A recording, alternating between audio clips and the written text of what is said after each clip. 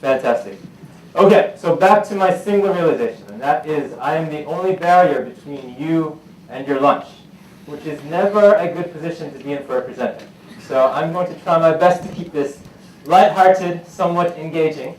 As Ravi mentioned, my name is Stona. I've been with Google for around 7.5 years, which in Google terms is fairly long. We're still relatively, it's a fairly long time, because in general, Google is still a fairly young company. Day-to-day, I look after marketing strategy and operations across Asia Pacific. And what I've been asked to talk to you a bit about today is how Google approaches innovation. Now, what I'm going to talk about today isn't going to be rocket science. A lot of this is actually going to be common sense. My job is simply to remind you about things which you probably already know, but it's just to bring it to the forefront a little bit more. So what I propose we do is I'm going to spend a few minutes first setting the context, talking about the digital industry, how things are changing, and then I'm going to go into a few principles that essentially govern and describe the way that Google approaches innovation. Now, usually there's 7 principles. In the spirit of good luck, I've made them 8 principles, so you all get a bonus here today, so that's good. And what I'll do is I will start off with a very, very quick story. So, a few months ago, I was essentially doing my weekend shopping, walking through the mall that connects Esplanade to Suntec City, hot outside, soaking up the air conditioning, of course. And something caught my eye. I realized that in my distance there was what looked like a piano on the ground. It was a set of piano keys that was just there. So, being a technologist, I naturally walked over, was curious. I read the sign and it said, "You can play this piano on the ground." Fantastic. Ding, ding, you can almost play a little song, essentially, on the ground. And what I realized I'd stumbled into was an exhibit on the future of technology and the past. Because on that side, although this was the future, that side was an antique section. And so what caught my eye on this side was an exhibit on the history of telecommunications. Now I thought, well, history of telecommunications, I'm expecting to see this. So as I walk across and I go and I'm thinking what I'm going to see, all of a sudden I stop and I have a little bit of an existential crisis per se. I don't know what you call it. Because instead of seeing this, what I saw was this. Now this was being described as an antique. This was a phone that I grew up with using. Now I started asking, you have these moments where you say, well, does that mean I'm an antique? Have I passed my prime? How many of you have actually used a rotary phone before? Exactly. These phones, anyone who used to have a 1 in their phone number had no friends. Because no one ever used to call them. It would take forever to dial 1. But, this is essentially an antique in today's world. Now, it took me 30 seconds or so to actually come to grips with the fact that I have passed my prime. But then the technology aspect of me took over and I said, wow, this is really fantastic. In a relatively short amount of time, technology has changed so dramatically. The pace of innovation has changed. And if you look at different platforms, now granted population has grown, but what took radio decades to achieve has taken a social messaging platform and an app like Line mere months to achieve. That in itself is remarkable. If you look at consumers, how consumers are changing, what digital has done is it's really empowered consumers and allowed us to connect in very different ways. Statistically speaking, when I look, let me see how many people are in the room. Okay. Statistically speaking, around 65 or 70 of you will have checked your phone at least one time by the time my presentation is done. In fact, some of you are already checking your phone. So, I see 2 or so people, so 68 more to go. That's fine. And we also check our phones 150 times a day. Some of us don't say 150 kind words to people in a month, but yet we check our phones 150 times a day. Digital has also changed the way that we express ourselves. we've moved from a world where we're consumers of video, consumers of content, to where 20% of online users actively engage in uploading content. It's not just about consumption, it's about contribution these days. And then lastly, how we essentially explore our interests have also changed. We live in a world now where it's not just one screen. If I find you interesting, I listen to you. If I find you interesting, I'll tune you out, I'll listen to you instead. And I'm constantly changing my attention, constantly changing screens. Essentially, this is a typical living room now.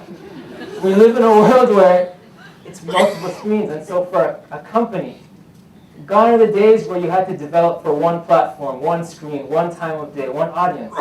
Consumers are always on. They're always exploring, and they're using multiple devices and platforms. And as a company, and as business leaders, you actually have to understand what that means for your company. Right? Now, the good news about Asia is that Asia over-indexes in terms of engagement for smartphone usage, for just overall digital engagement. On average, the average Asian user spends 2.5 hours per day on the smartphone. That's 30% more than most users in Europe and North America. Now, this is a fantastic opportunity for companies if you do it right. If you embrace digital, if you do digital well, you are in the right region. You can succeed. Some companies sink, some companies swim. Those that do digital right, the data speaks for itself. If you are able to actually ingrain digital thinking in your organization, the dividends pay off in revenues, in profitability, in shareholder return. But the question is, how do you do that? And when I say, you might be asking, like, what does it mean to essentially be a digital organization? I'm not advocating, getting a bunch of folks that use MacBook Airs and dress hippie and stick them in a room. That's not what digital means. Digital essentially means across the entire chain of your company. From a value proposition standpoint, the questions you should be asking yourself are, does my company give real-time personalization? What's the speed of my business transactions? If someone contacts me, what's the pace at which I can give them feedback? Because a lot of companies are quickly tackling this. And if you're not, you're going to start to lag behind.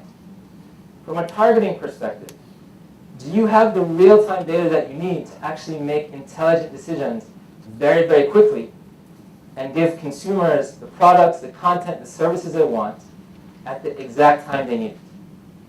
From an infrastructure standpoint, from a processes and technology standpoint, what does your back-end infrastructure look like? I imagine most of you have heard of the company called Snapchat. Snapchat, yes? Great. Now, Snapchat processes at this point more photos per day than Facebook, which is phenomenal in North America. Now, when Snapchat was built, they were smart because they only had 3 network engineers supporting that entire infrastructure, because they very wisely took advantage of cloud services and didn't have to invest heavily in back-end infrastructure and heavily in these large teams. Questions like that, how do you become how do you have better digital infrastructure? What you should be asking yourself. And then the final thing I'll touch on in terms of people and talent. Sometimes to approach a problem and a company in a digital way, you might actually need different talent. Folks who have been doing the same thing for multiple years or who might not be accustomed to a new way of thinking, you need to ask yourself, well, either you bring in additional people or you get folks the training that they need. So it really also depends on the talent that you bring. Okay. So we talked a bit about digital. Now, because Google essentially tries to be a digital organization, I mean, we're essentially built on digital. We have digital at our core. It's essentially everything that we do. How does that factor into innovation? And so what I've observed, and which I'm about to share, is a few principles that I see guide innovation at Google, and which are made possible because we are a digital organization. So I'm going to run through each of these, There will be a little bit of a participation section, so I appreciate if folks raise their hands when necessary.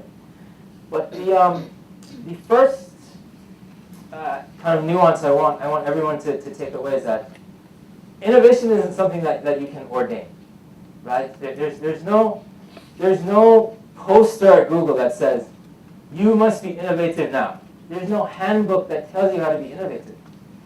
And for leaders, and for business leaders, this is something this is an important nuance that is crucial. Don't ordain innovation, set up an environment where innovation can flourish organically. You know, in a meeting, I'm not going to have a team meeting and say, Ravi, I need you to be more innovative. And then Ravi says, yes, I will be more innovative. It doesn't work that way. My job is essentially to get Ravi what he needs, build the environment to allow innovation to naturally take hold. So the first principle, the first principles which I'll run through are more around the cultural norms at Google. And then the additional ones are more around how we just some work best practices. So the first is, innovation is not instant perfection. Innovation is a process. Innovation is testing. It's iterating. It's testing and iterating again. For me, the biggest eye-opener when I moved from Silicon Valley, when I spoke to entrepreneurs in Silicon Valley, and I spoke to entrepreneurs either in some parts of Europe or some parts of Asia, is the risk tolerance. Because if you're in Silicon Valley and you haven't failed 2 or 3 times, what the hell are you doing? From a funding perspective, if I'm funding someone, I need to understand that you've actually done this a couple of times and you've learned. Whereas when I talk to entrepreneurs out here, it's more, there's this reservation, this hesitation that if I fail, I'm going to be blacklisted. Now the good thing is that that's starting to change. And that's really, really important to have a culture of innovation. You need to be able to take risks, and you also need to be able to have an organizational structure where decisions and risks can be taken quickly. It shouldn't be a situation where if you want to try a new idea or take a risk, you have to go through 50 levels of hierarchy. Nothing will ever get accomplished that way.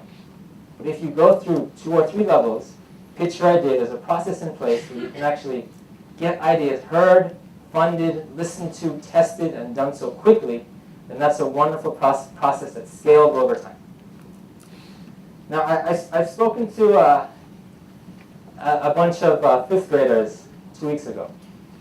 I asked them this question, because sometimes we have these wonderful office tours where kids come, they visit the campus, and they essentially don't want to hear from us. They just want to play all the games. And that's fine. It's okay. But I asked them this simple question. Now, I'm very curious to see if the audience here will do as well as the 5th graders did on this question. Okay? Show of hands for A. Who thinks 16 attempts? No? Okay, 16 too low. Fair. 74?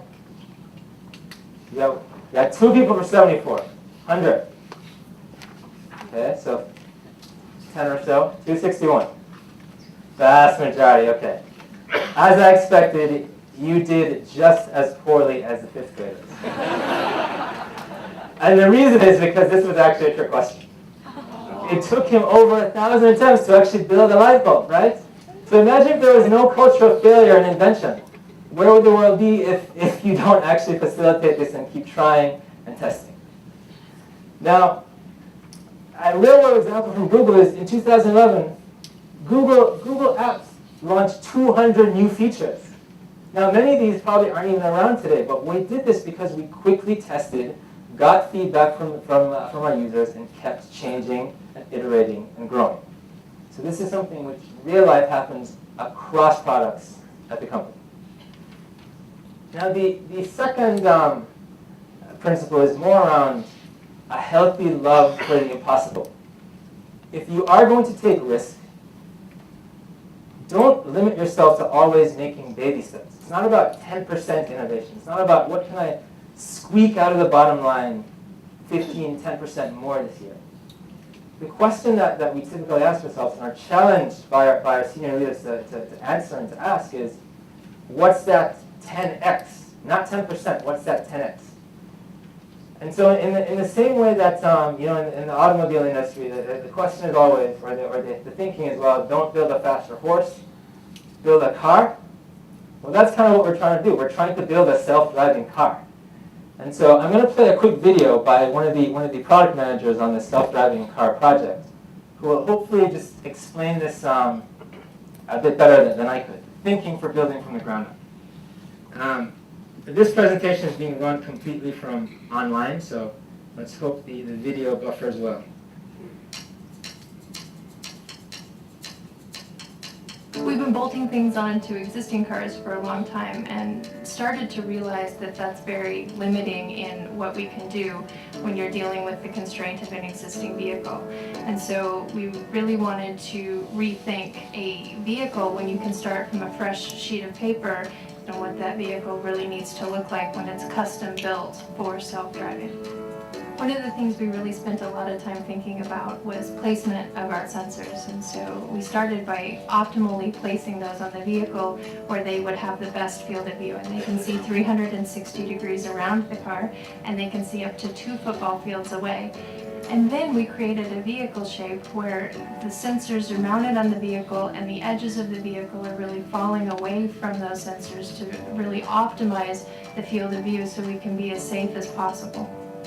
It's really the software that makes the car self-driving, and so a very important thing to think about is the computer that software lives on. And we've custom made our own computer for this car, and it's really designed to withstand the environment of driving, all of those vibrations and high temperatures. Then you have that handshake between the data from the sensor and the software running on the computer that is perfectly optimized for self-driving. When it comes to the physical operation of the vehicle, the sensors and the software are really doing all the work. So there's no need for things like a steering wheel and a brake pedal. So all we really had to think about was a button to signal that we're ready to go. Some of the things we did add were backup safety systems, such as redundant braking and steering. That would have been much harder to add onto a pre-built vehicle. There's a lot of thought that goes into custom building your own prototype vehicle, and the team's really excited, and we're learning a lot about safety and how to push the technology of self-driving cars forward while still having, something that is nice to look at.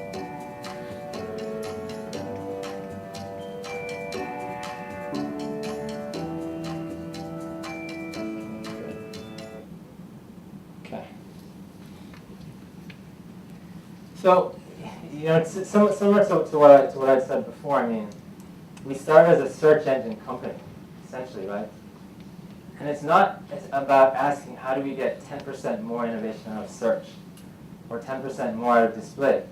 It's how do you tackle some of the world, it's bigger challenges. How do you essentially transform the way that people live each day and interact? And so again, it's not baby steps, but how do you kind of support a culture of larger 10x thinking?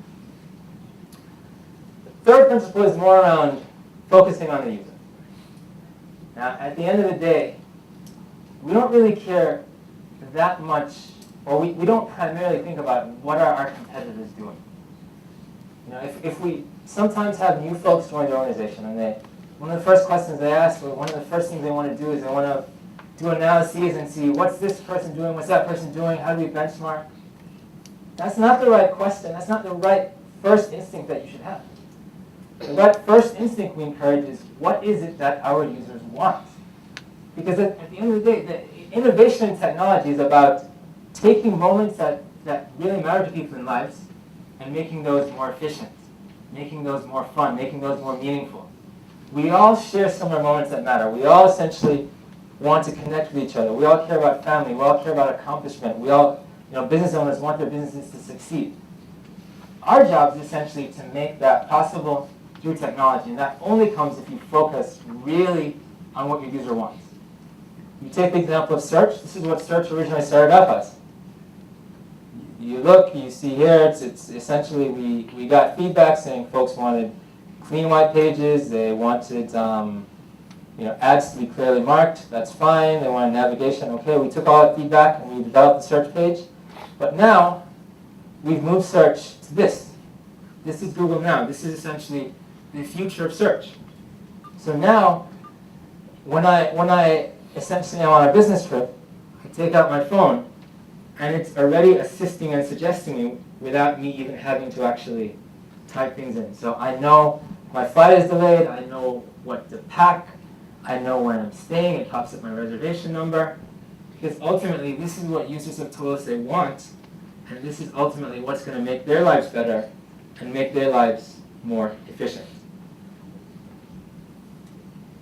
Now, one thing I do want to stress is that innovation in technology does not have to be expensive or complex.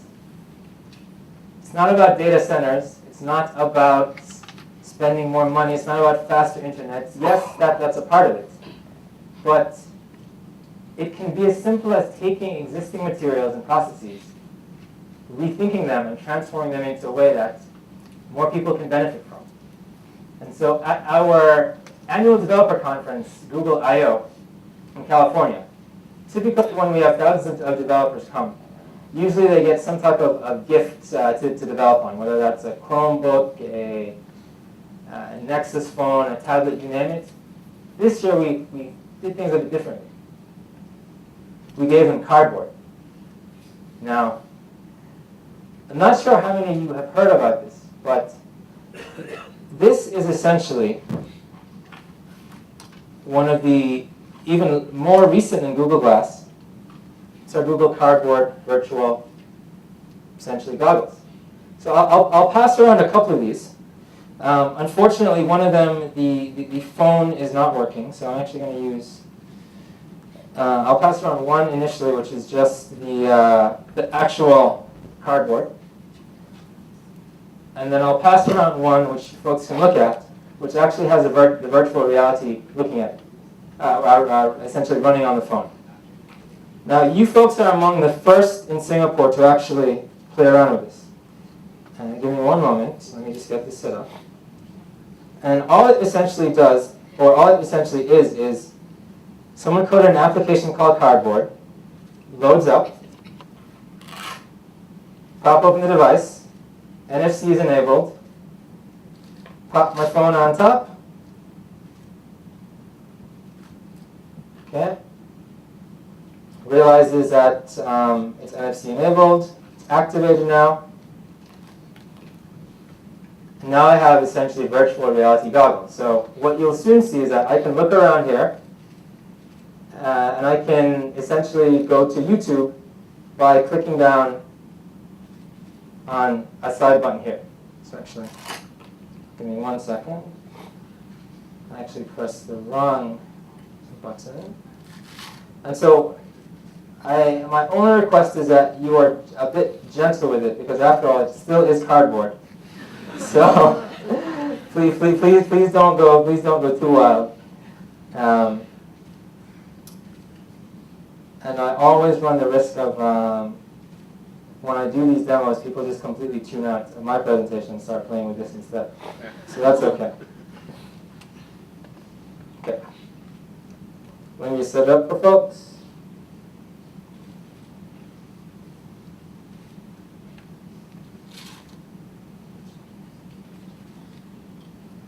Okay, now essentially just all you have to do, just look through these lenses. I set this to Google Earth settings, so you can actually just wander around, look up and down, explore.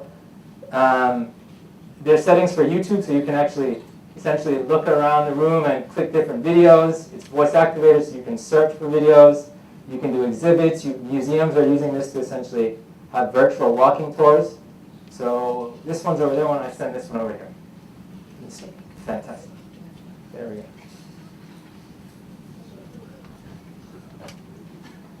Essentially just take it in and look up, look down, move your head. And it's the funniest thing to actually film people doing this. If you get a room full of people, everyone's just looking around. It's incredible. I don't think he's going to give it back, so the folks at the back may have to wait half an hour or so. Well, there we go. Case in point. Okay, so while that's being passed around, I'm going to move more into the principles around work style. We essentially want to have a culture where sharing and transparency are encouraged. All the way from the senior level of Larry Page and Sergey, where every Friday there's something called TGIF, where they get up and they essentially talk about what's new at the company to the entire company. It's broadcasted globally, around the world, and you can actually ask questions, get their feedback in real time. They also share the company OKRs. So every single person who works at Google has no excuse not to know what the company priorities are and have a candid and honest assessment of how we're performing as a company against those goals. Also, how we work, we tend to use Google Docs a lot, so collaboration is absolutely crucial. I was a bit hesitant at first, honestly, to embrace Google Docs, but once I have, I honestly have not turned back.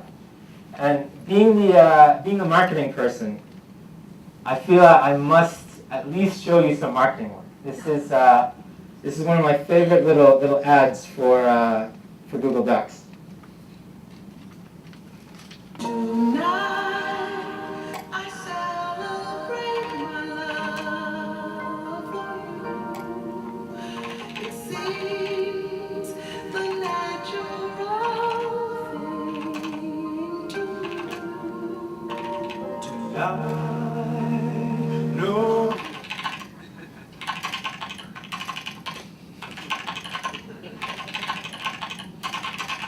Gonna find out. We'll leave the world.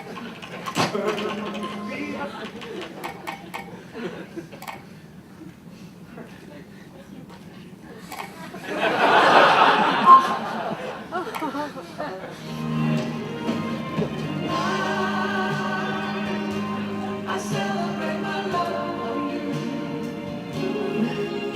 And that midnight sun. Just a little tidbit from the marketing closet. Okay. Moving on. As you probably expect, data is also king at the company.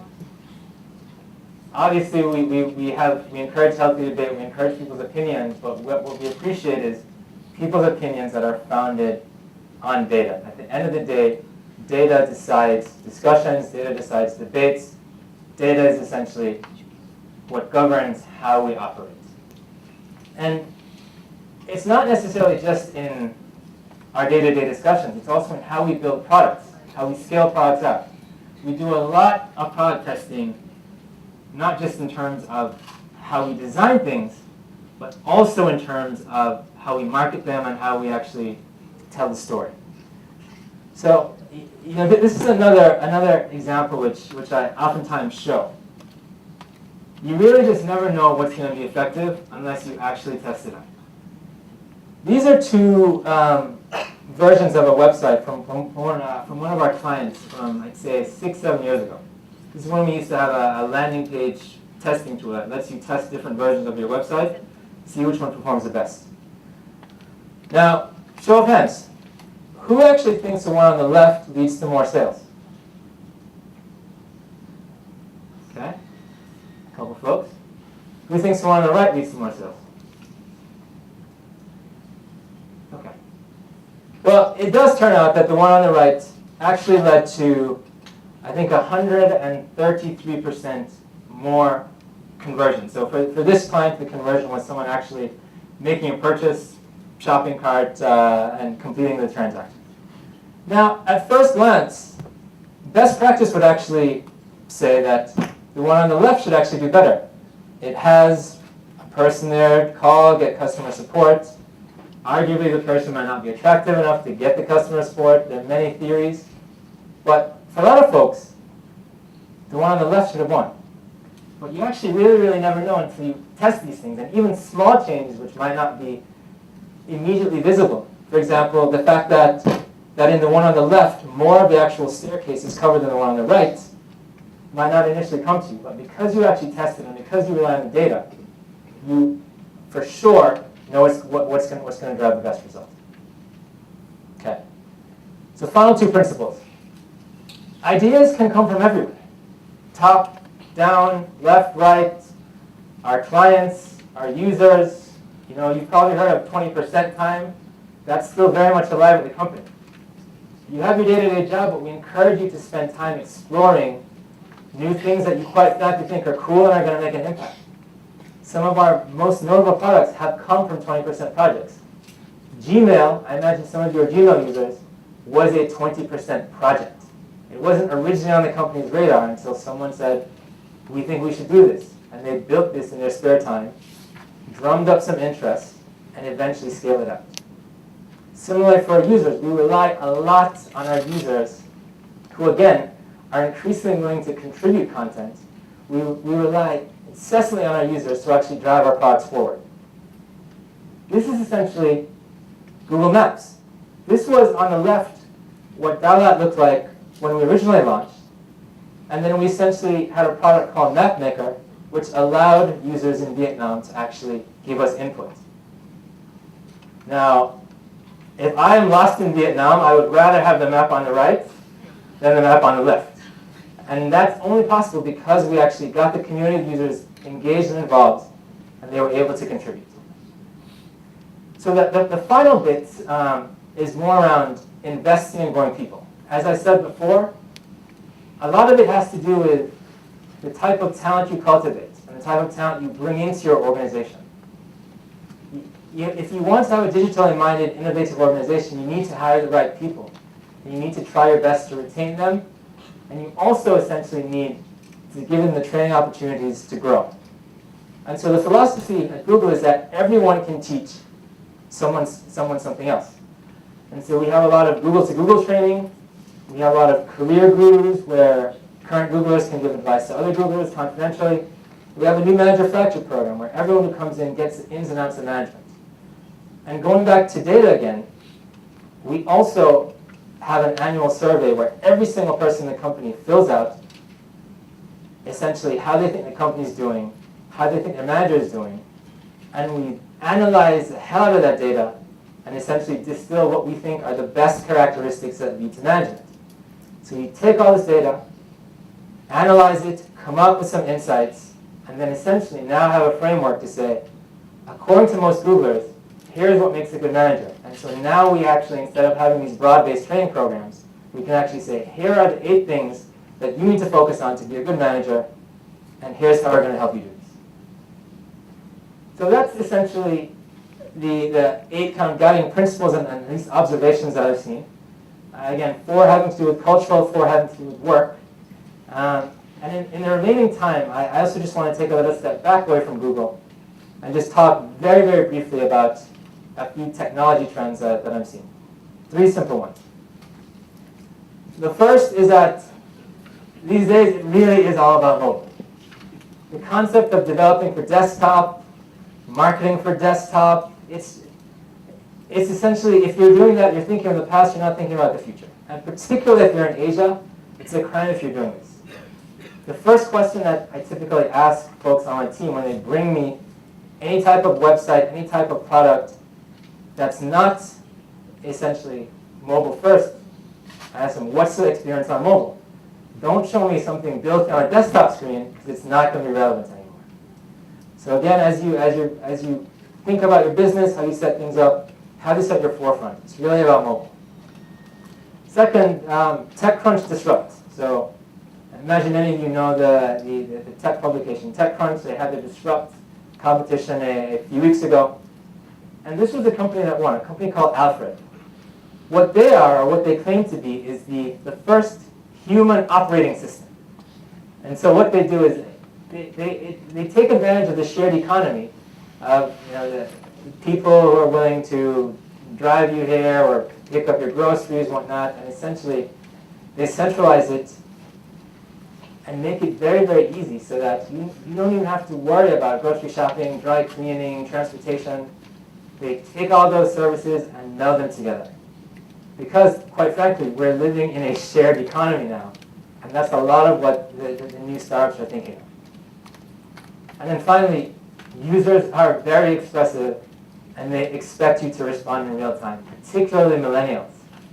Folks born after 1980, they're very vocal. They essentially, it's not a matter of being talked to.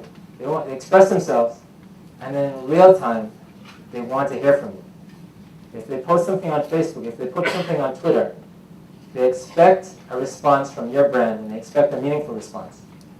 I'm not sure if you folks remember that Old Spice campaign with the guy in the towel from a couple years ago.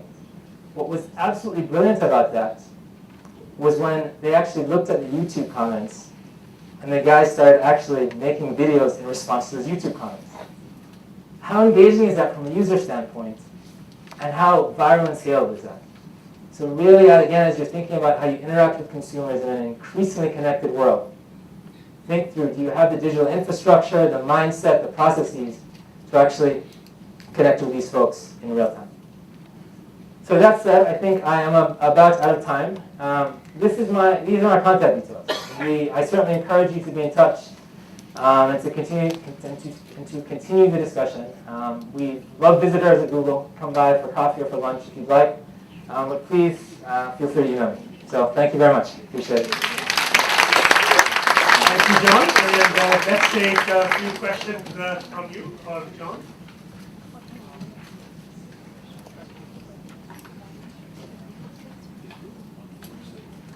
Well, I think folks We want don't lunch. have 2 or 3 questions. We won't take a break for lunch. It depends how anxious you are to have lunch. Okay.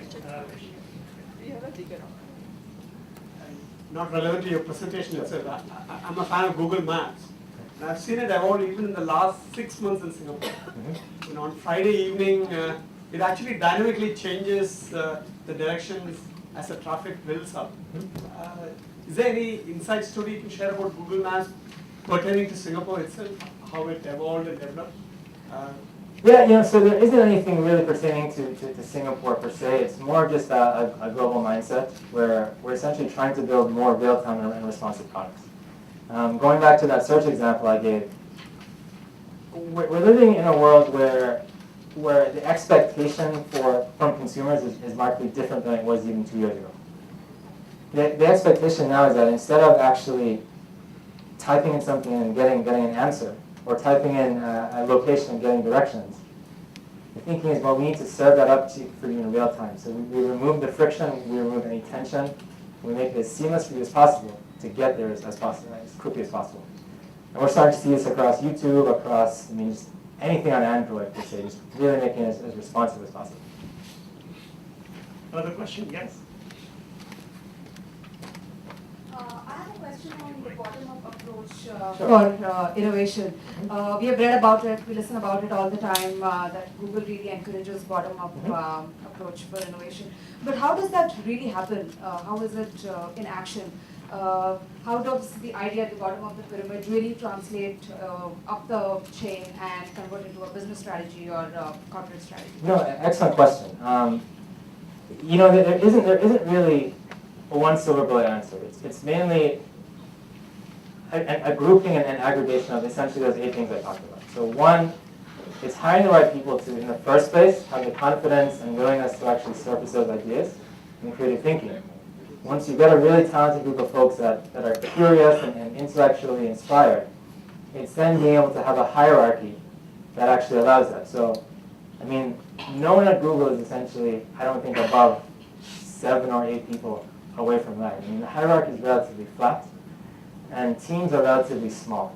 And so, because teams work so, interconnectedly as well, it's very easy to actually share information within the organization. So if I have an idea, or if someone has an idea on my team, they've easily worked with someone in engineering, someone in product, someone in PR, someone in sales, and can reach out to that person, get feedback within 2 days. That person can then take the idea to me, pitch it, and then we'll see if we have extra budget left. Why not test it out? It can't hurt, particularly in Asia, right? So it's more a grouping of things, but again, in summary, it's really hire the right people, set the hierarchy appropriately, and just keep encouraging them. If someone does it, reward them, highlight the work. Thank you. One last question. Okay. Sure. Either or. Just one about data security and data protection. There's a huge discussion ongoing at the moment, especially in Europe. I think Apple recently came out and said they'd never profit or monetize their data, whatever that may mean in that context. But how is Google planning to combat this, given that it's a company that's completely based on people, users' data and profiting from that? Yeah, no, excellent question. what we generally find is that folks are happy to get data if they get value from it and if you get their explicit permission. The way that Google approaches that is that we essentially want to make sure that those two things are very, very, very clear. And so, if you are opting in to say receive customized directions from search or Google Now, for example, you need to make sure that A, that's going to be incredibly valuable for you, and that you absolutely know explicitly that you have done this. So that's at a micro level. At a macro level, our teams are essentially working very closely with governments in Europe and in parts of Asia as well to actually rethink that discussion. To actually not, as you mentioned, a law that was recently passed in Europe, we're essentially working closely with, I guess, the industry overall and with government to actually say, here are the implications of this. In principle, it might be good, but is that really the best way to do it? Can we actually think through a better way to achieve the same goal, but do it in a way that benefits companies and benefits users, and at the end of the day, gets people the best experience? May I again request Ravi to come and thank John.